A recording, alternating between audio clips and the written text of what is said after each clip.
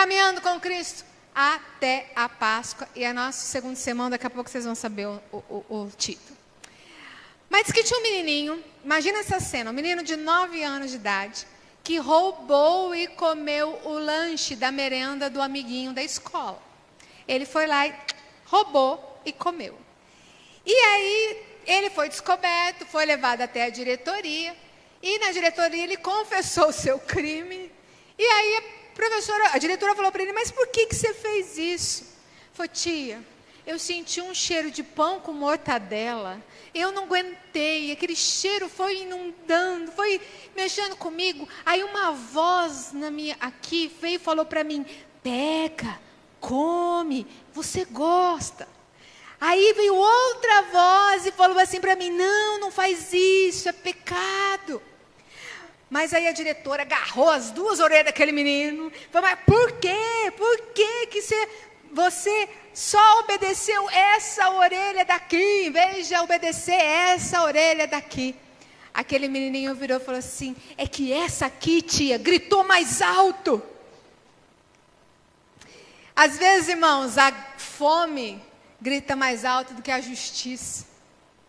Às vezes, ou quase sempre, a voz da cobiça fala mais alto dentro de nós. E aí a gente cai em tentação. E a gente peca. E é por isso que hoje, o segundo sermão, Caminhando com Cristo até a Páscoa, nós vamos falar sobre vencendo no deserto. Vencendo no deserto.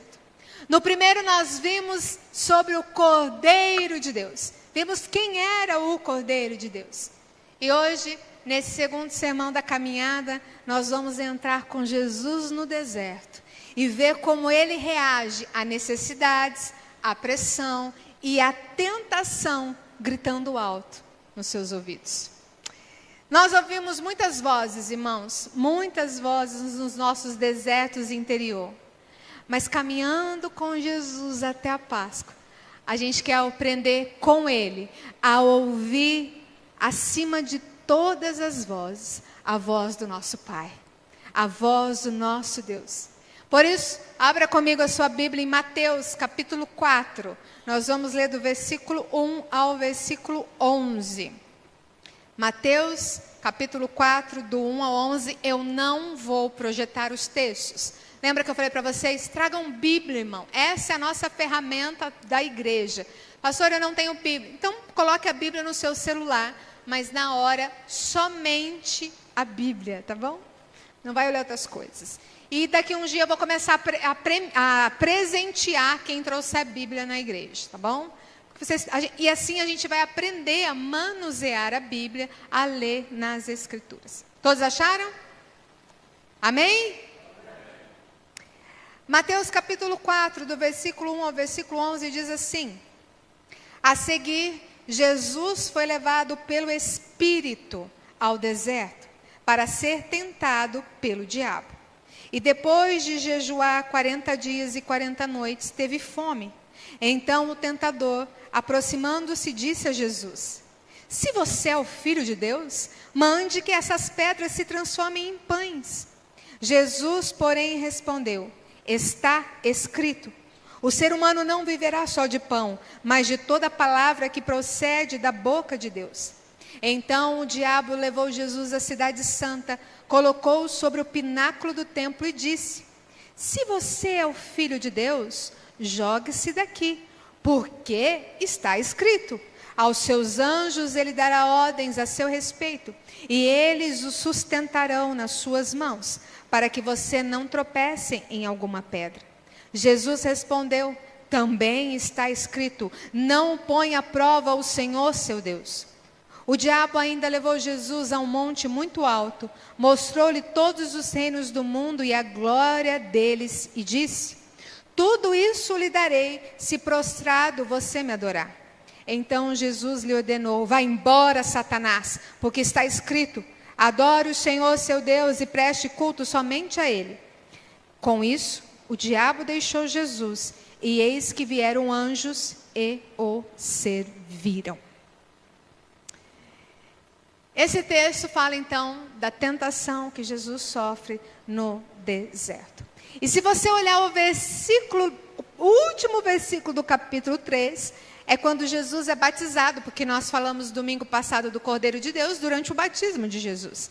E aqui, naquele texto que nós lemos, não dizia essa frase, mas em Mateus ele diz: este é o meu filho amado em que me agrado, ou a qual eu me comprazo, em outras versões. Deus a unção do Espírito Santo tinha descido sobre Jesus, e ele tinha dito então: este é o meu filho amado em quem me comprazo. E logo em seguida, o primeiro versículo do capítulo 4 vai dizer: a seguir Jesus foi levado ao deserto para ser tentado o mesmo Espírito. O mesmo Espírito que ungiu o início do ministério de Jesus, é o mesmo Espírito que manda Jesus para o deserto. Manda para o deserto ele. E o deserto é aquele lugar árido, é solitário. E ele vai ter um confronto direto, nada mais, nada menos, com o diabo, o acusador, o caluniador. E é importante a gente saber que os 3 evangelhos sinóticos constam esta passagem. Ou seja, Mateus, Marcos e Lucas contam a mesma história, só que com detalhes diferentes, perspectivas diferentes. Por exemplo, o relato de Marcos é bem breve, são 2 versículos, versículo 12 e versículo 13, e ele não conta os detalhes. E diz que Jesus foi ao deserto por 40 dias, durante esses 40 dias ele foi tentado. Tá? E ele menciona também que tinham feras, Marcos fala que tinham feras perto de Jesus, que anjos o serviram. Ele não fala das 3 tentações. Mateus, o texto que nós lemos, esse sim, é um relato mais organizado da tentação, é esse, porque ele descreve as 3 tentações específicas, pães, templo e o reino, e depois em cada tentação Jesus responde usando o quê? O Velho Testamento, em Deuteronômio, ele usa ali para responder. E depois o diabo vai embora e os anjos servem Jesus. Em Lucas, também tem as 3 tentações, só que ele muda a ordem. Ele fala primeiro dos pães, depois dos reinos e depois do templo. Porque ele queria destacar Jerusalém, colocar Jesus, né, como o rei de Jerusalém. E também ele enfatiza lá, ele diz assim que o diabo se afasta até momento oportuno. Porque depois o diabo ia voltar a tentar Jesus, e a gente vê isso nas Escrituras, Getsêmane, quando Pedro fala, não, o senhor não vai ser crucificado, e ele fala, sai daí, Satanás, né? Então, teve outras aparições.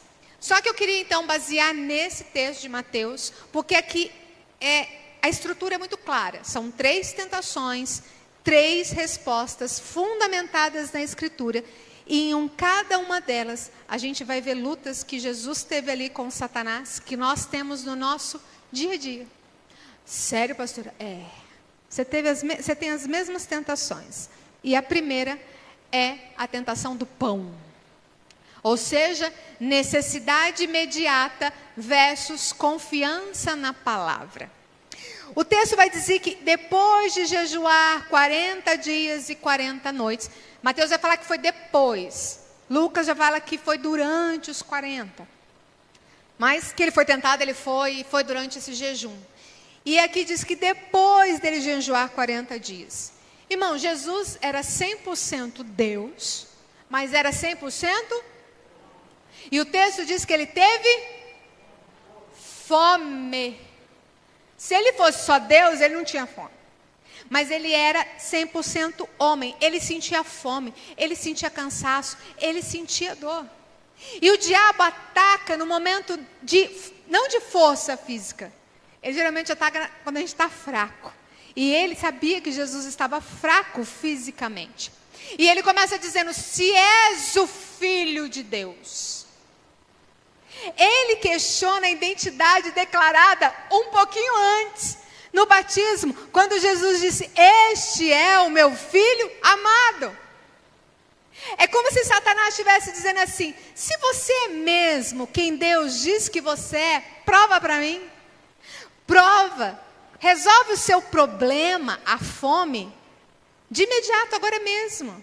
Dá o seu jeito. O senhor consegue, o senhor não é Deus? Você não é o Filho de Deus? Então dá um jeito. E aí Jesus responde, citando Deuteronômio, capítulo 8, versículo 3. Está escrito, não só de pão viverá o homem, mas de toda palavra que procede da boca de Deus. E qual era o contexto de Deuteronômio 8? Israel estava no deserto. E eles estavam aprendendo que eles não sobreviviam só de maná. Eles sobreviviam pela fidelidade de Deus. Porque Deus era fiel para com eles. E olha o que o Calvino fala sobre isso. Cristo nos ensina que é melhor morrer de fome confiando em Deus do que viver fartamente em rebelião contra Ele. Irmão, tem muita gente que peca por causa da fome física de fato. Jejum. A gente falou de jejum. Quantas pessoas começam um jejum e não aguentam a tentação e quebram um jejum por causa da comida? E a gente vai ver pessoas na Bíblia perdendo bênção por causa da comida. Né? Então, irmãos, a gente precisa... Agora eu faço uma pergunta. Jesus podia transformar a pedra em pão? Sim ou não? Sim. Podia, irmão. Ele podia fazer isso, mas ele recusou usar o seu poder para escapar do caminho que o Pai tinha estabelecido para ele. Ele recusa, irmãos. Imagina um pai desempregado. Está passando necessidade em casa. E ele tem uma chance de trabalhar em algo que o dinheiro vai vir rapidamente. Mas ele vai ser por meio de corrupção. Aí um amigo vai lá e fala assim para ele. Ah, Deus sabe que você precisa sustentar a tua família. Faz isso. Depois você pede perdão para Deus. Irmão, a tentação aqui é a mesma. É a mesma coisa, usar um meio errado para assumir uma necessidade legítima. Jesus estava com fome, era legítimo, mas ele não caiu em tentação fazer algo contra a vontade de Deus. Irmão, onde você está tentando resolver algo legítimo de forma ilícita? Finanças, fraude, sonegação, corrupção. Irmão, o que tem de crente que não paga imposto, você está sonegando. Dê a César o que é de César, dê a Deus o que é de Deus. Ou você está aí tentando resolver algo legítimo, conforme lista, nos seus relacionamentos. Ah, eu mereço ser feliz. E aí se envolve com qualquer pessoa de qualquer jeito. Cai na tentação. Ou é a sua carreira. Né? Para você crescer na sua carreira, você usa mentira, bajulações, pisa nos outros. Não, eu mereço sucesso. Eu sou inteligente. Irmãos, cuidado com as ofertas de Satanás. Cuidado. Vira para o teu irmão e fala assim... As tentações de Satanás, vira para ele e fala. É igual goiaba na beira da estrada. Ou tá verde ou tá bichado, irmão. É isso aí, irmão. As tentações de Satanás é isso. Ele vem com aquela fruta linda, maravilhosa, a hora que você corta, Deus o tenha, né? É isso que Satanás faz. Irmãos, a vida não é sustentada apenas por pão, ou seja, salário, conforto, reconhecimento, mas a nossa vida é sustentada pela palavra de Deus. É por isso, irmão, é melhor passar perto com a consciência limpa, do que você estar de bem de vida, mas com a sua alma toda em rebelião e cheia de pecado, de tentação aí que você caiu. É sério esse assunto, irmão. E vocês acharam que nós ia caminhar bem levinho até a Páscoa, né? Mas é isso que o Senhor nos está dizendo. Ele resistiu à tentação. Irmãos, diz que um vendedor estava procurando uma vaga para estacionar, porque ele tinha uma entrevista com um cliente, e era muito urgente, e ele ia tirar uma grana legal com aquela, se desse certo.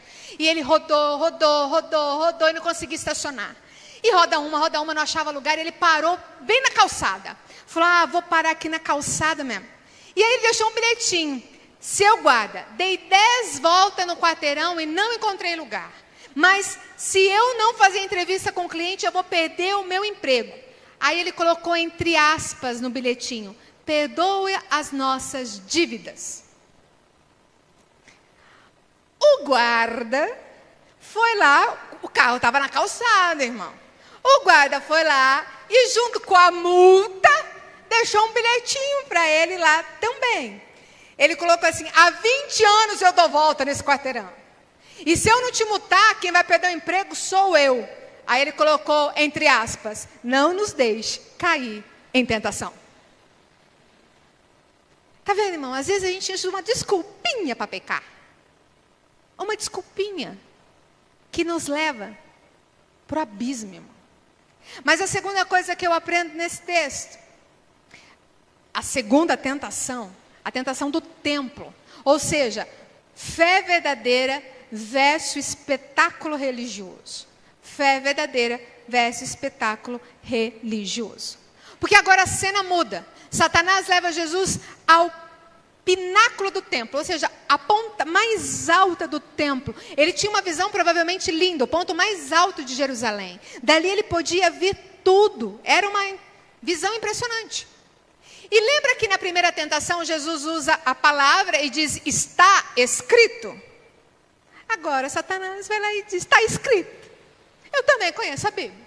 E ele cita o Salmo 91, irmão. Sabe aquele salmo que você gosta de deixar a Bíblia aberta lá? Até o Satanás sabe.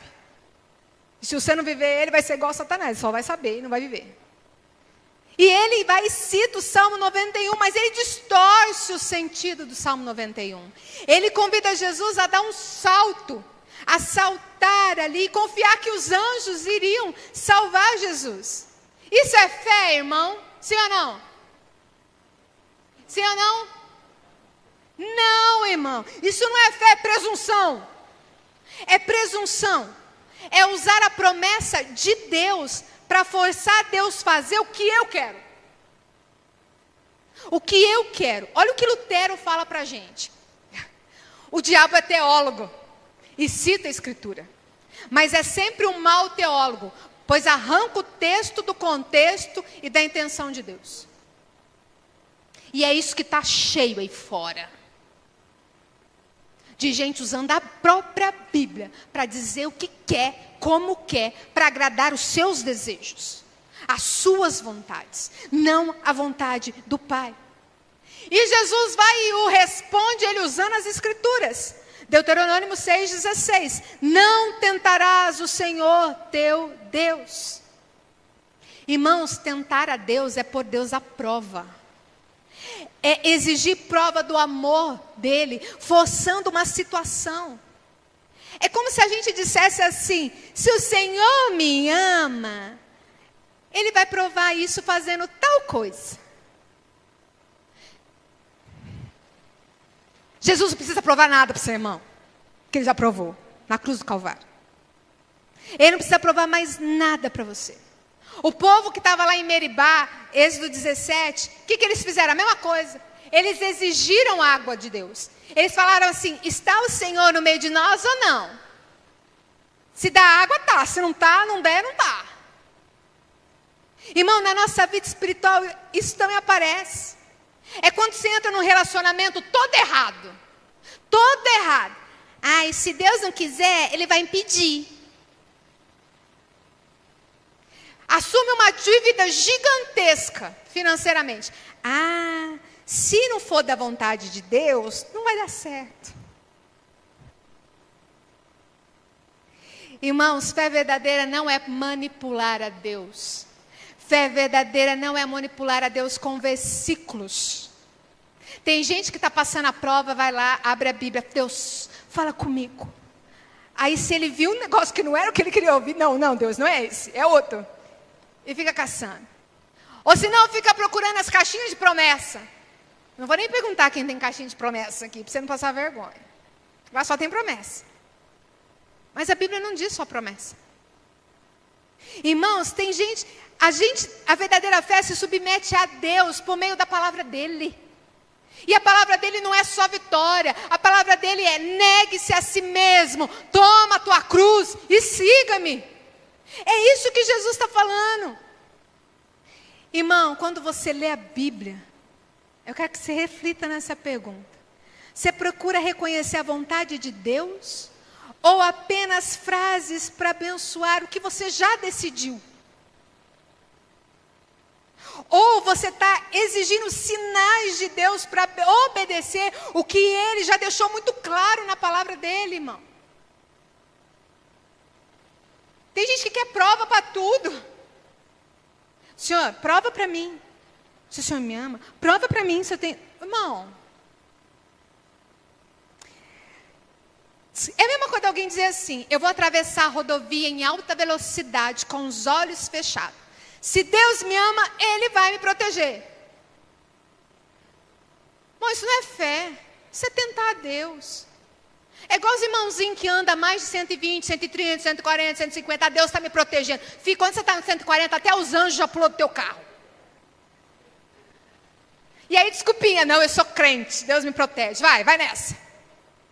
Cai na tentação, descumpra aí as leis de trânsito, que você vai ver o que vai acontecer. Terceiro, irmãos, terceira tentação, dos reinos. Glória fácil versus adoração exclusiva.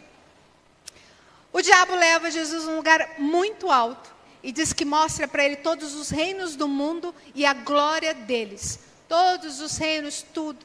E aí ele diz assim para Jesus: tudo isso lhe darei, se prostrado você me adorar.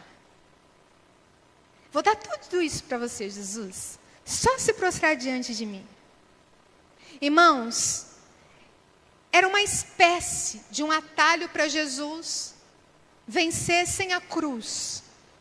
Porque o Salmo 2, versículo 8 vai dizer que, de fato, Jesus receberia todos os reinos e todas as nações. Já era promessa. Já era promessa.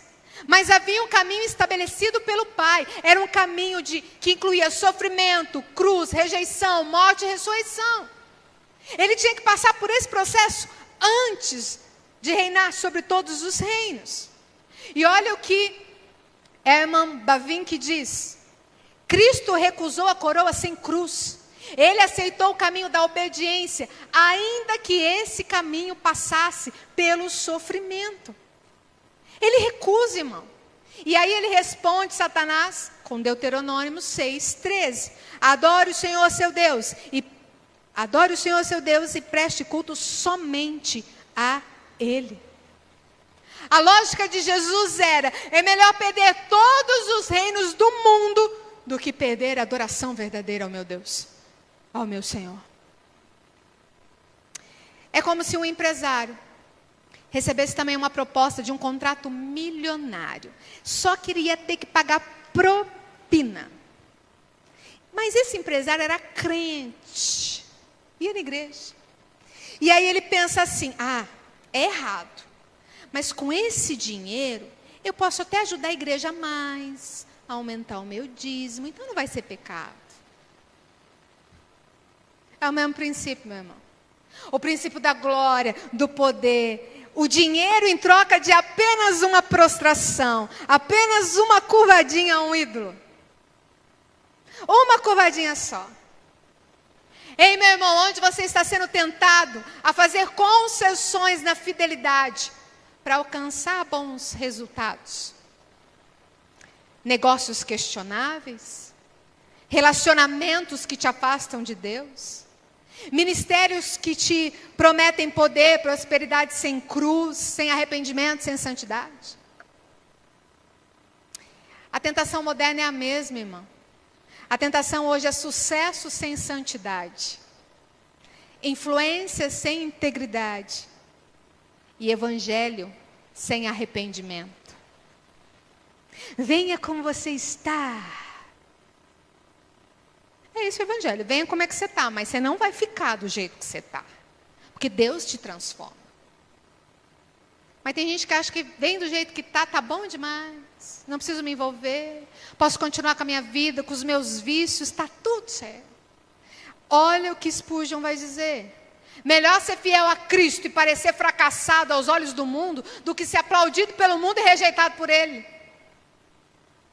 É melhor, irmão. É bem melhor. Te garanto isso. Vou contar mais uma historinha para você, porque eu sei que o negócio é tenso. Diz que um senador brasileiro morreu e foi para o céu. Chegou lá, ele encontrou São Pedro. Aí São Pedro falou, nós temos um problema. Isso é político. Todo político chega aqui, agora tem uma nova regra. O político, ele pode passar um dia inteiro no inferno, conhecendo o inferno, e um dia inteiro no céu, conhecendo o céu, e depois você resolve para onde você quer ir. Aí disse que o senador falou, legal. Aí ele foi para o inferno primeiro, né? Chegou lá, ele viu um campo de golfe verdinho, festas, mulheres, bebidas, tudo que ele gostava. Ele falou, o negócio aqui é bom. Falaram tão mal do inferno, mas o negócio aqui é bom. Aí ele foi para o céu, anjos cantando, tocando harpa, aquela paz, aquela tranquilidade. Aí Pedro chegou para ele, aí, qual é a sua decisão? Céu ou inferno? Ai, olha, o céu é muito bom, é ótimo, mas eu prefiro o inferno, a coisa lá é mais legal. Tá bom. Então os anjos pegaram, foram com ele, né? Um monte de anjos agora escoltando ele até o inferno. Quando ele chegou lá, ele não reconheceu. Era fogo para todo lado, era gente gritando, esperneando, aquela coisa horrível, coisa seca, aquela paisagem de sofrimento. Ele, o que aconteceu? O que aconteceu? Onde está o campo de golfe, as mulheres, a bebida? Onde? Aí o diabo respondeu para ele, né? Falou, ontem, meu irmão, era campanha. Hoje você já votou. Agora você não sai mais daqui. É isso que o diabo faz com você, meu irmão. Te mostra um negócio lindo, bonito. Pecado é assim, irmão. Pecado traz prazer, traz coisas boas, mas se entrar nele, meu irmão, você vai ver o que é, a coisa é feia. Essa é a tentação. Irmão, Jesus foi tentado? Sim, mas ele não pecou. Ele não pecou. Na tentação do pão, Jesus rejeita satisfazer uma necessidade legítima, a fome, fora da vontade do Pai. Depois ele rejeita o templo, Jesus rejeita o espetáculo religioso, a manipulação de promessas. Depois o reino, Jesus rejeita o atalho da glória e prefere a adoração exclusiva ao Pai. Olha o que Hebreus 4:15 diz. Temos um sumo sacerdote, tentado em todas as coisas, a nossa semelhança, mas sem pecado. Jesus foi tentado igual eu sei, irmão. Mas ele não pecou. E quando você fala na tentação, não é para dizer, mas Jesus conseguiu porque ele é Deus, eu não consigo. Já ouviu isso? Eu já ouvi. Não sou Deus, por isso que eu não consigo resistir. Mas não é isso que a gente tem que falar. A gente tem que dizer, a tentação vem, ele venceu por mim, ele entende a tentação que eu estou passando, e ele quem me dá o Espírito, para que eu aprenda cada vez mais a repreender, a fugir, assim como ele mesmo fez, irmão. Porque Jesus era 100% Deus, mas era 100% homem, irmão.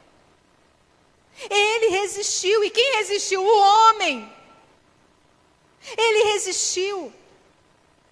Irmãos, tem gente que vive apanhando na mesma tentação. Dia após dia. Caindo na mesma tentação.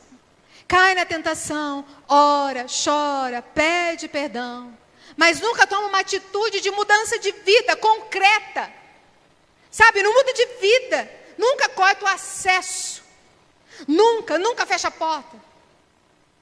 Tem gente que é capaz de reconhecer que tem um mau hábito, que tem um vício, que tem um pecado, que aquilo está atrapalhando a vida dele espiritual, está atrapalhando a vida dele, até ora, mas ele fala, Senhor, me perdoa, porque eu não consigo parar.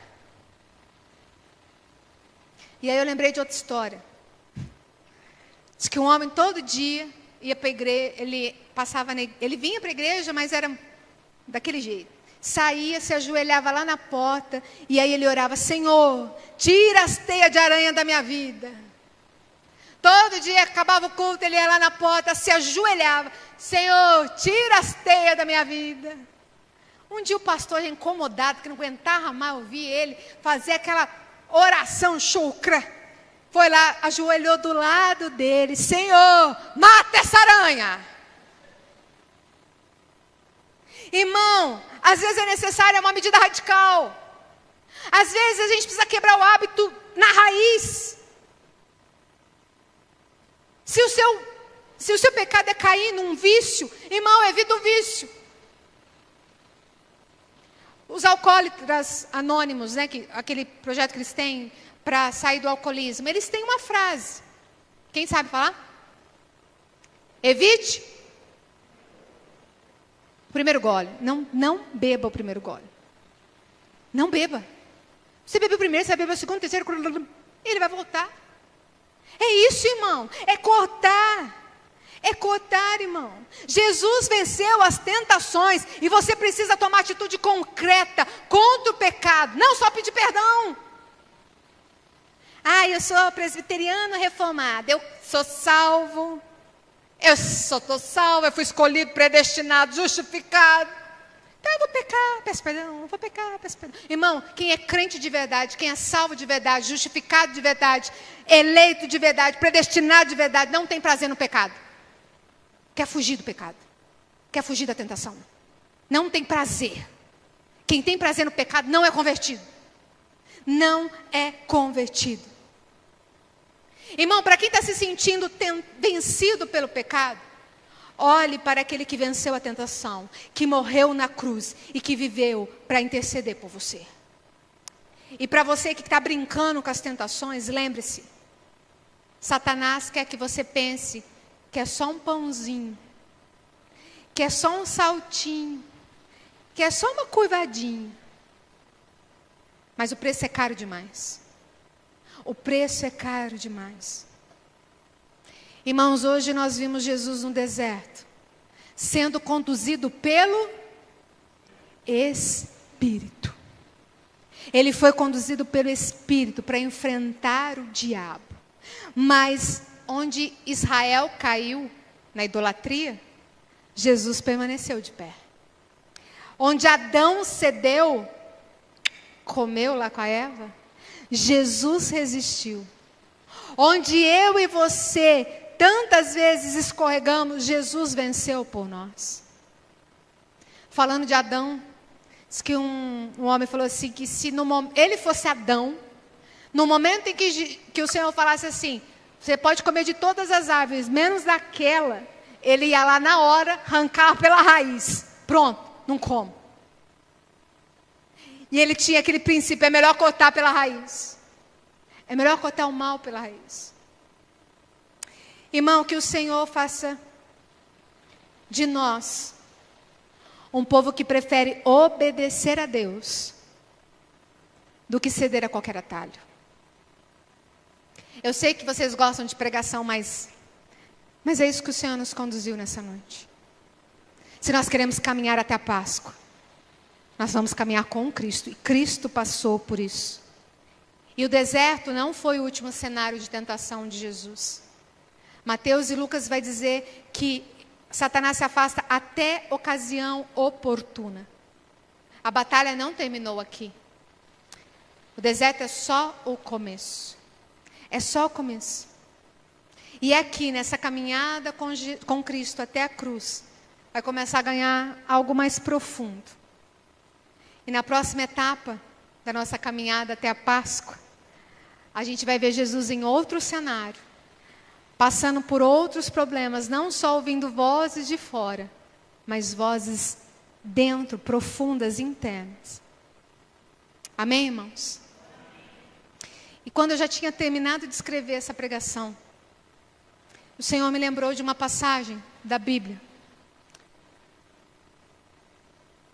Quando trazem para Jesus uma mulher adúltera, que tinha sido flagrada em adultério. Jogam a mulher na frente dele. Ficam testando Jesus.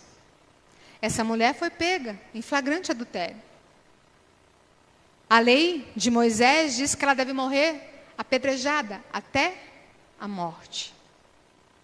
E Jesus estava escrevendo no chão. E aí ele diz: atira a primeira pedra, quem não tiver pecado. E o texto vai dizer que um por um, dos mais velhos aos mais novos, vão se retirando. Ele olha para aquela mulher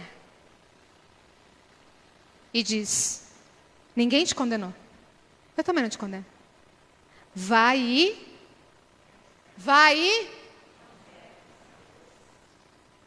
Todos nós somos tentados, irmãos, a cair em tentação. E muitos caem. Mas se você cair, irmão, se arrependa, peça perdão, confesse o seu pecado e não peque mais. E eu vou me ousar a cantar uma canção que essa semana me tirou muitas lágrimas, que fala desse texto da mulher, dizendo que o Senhor nos ama mesmo assim, mesmo sendo pecadores, mas Ele quer que as nossas vidas sejam transformadas. Eu queria que você se colocasse de pé. Sim, Deus, nós não tínhamos nada para te oferecer, Pai. Nós somos pecadores, Senhor, mas mesmo assim o Senhor nos amou. Mas mesmo assim o Senhor nos escolheu. Mas mesmo assim o Senhor nos perdoou. Pai, se há alguém entre nós, Senhor, que está com um vazio na alma, que nada completa, Jesus, visita corações essa noite, Pai. Pessoas que estão caindo em tentação, Pai, talvez porque precisam se completar em algo. Oh, Jesus, preenche, faça morada nessas vidas. Pai, sabemos que somos falhos e não temos nada a te oferecer. Mas mesmo por esse teu amor, Pai, é por isso que nós te pedimos, nos ajude, Senhor, a enfrentarmos cada tentação que o mundo coloca sobre a nossa frente, cada tentação que Satanás, cada voz contrária ao Senhor e à tua palavra, nos ajude a dizer não. Nos ajude a dizer não. Nos ajude, Senhor, a não cairmos nas tentações do pão, daquilo que parece lícito, Senhor. Nos ajude a não cair, Senhor, na tentação do templo, a tentar ao Senhor, em vez de te adorarmos e seguirmos a tua palavra. A tentação, Senhor, dos reinos, das riquezas, dos prazeres desse mundo, em vez de seguirmos ao Senhor. Nos ajude, Senhor. Nós somos falhos, nós somos fracos, e é por isso que nós precisamos do Senhor.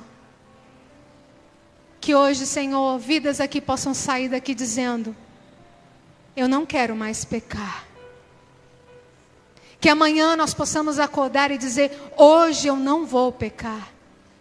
E mesmo que nós caímos em pecado, Senhor, que nós possamos nos arrepender, pedir perdão, confessar o nosso pecado e não pecar mais naquilo, Senhor. Nos ajude, papai. Porque a tua palavra diz que sem santidade nós não veremos ao Senhor.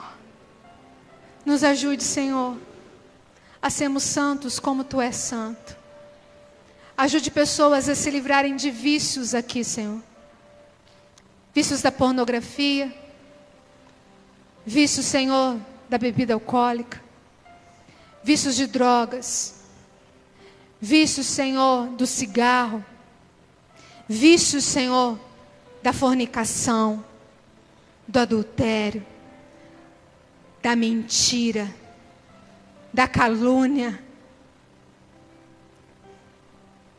Pai, nos ajude, restaura-nos, Senhor, para que nós possamos caminhar agora junto com o Senhor até a Páscoa, nos santificando, buscando, Senhor. Porque se o Senhor venceu, nós também podemos vencer. Porque é o Senhor quem habita em nós. Pai, muito obrigada por essa palavra. Mesmo sendo um puxão de orelha a todos nós, que nós possamos aprender, Senhor, para estarmos cada vez mais perto do Senhor. Quem é esse que era sem pecado e não nos condenou? E é por isso que nós te amamos, Jesus, e queremos andar numa vida de santidade contigo. Essa é a nossa oração, no nome precioso de Jesus. Amém, amém e amém. Recebam a bênção. Que a graça do nosso Senhor Jesus Cristo, o amor de Deus e a comunhão do Espírito Santo, as consolações do Espírito Santo, os alertas do Espírito Santo, estejam conosco todos os dias, hoje, agora e para todo sempre. Amém, amém.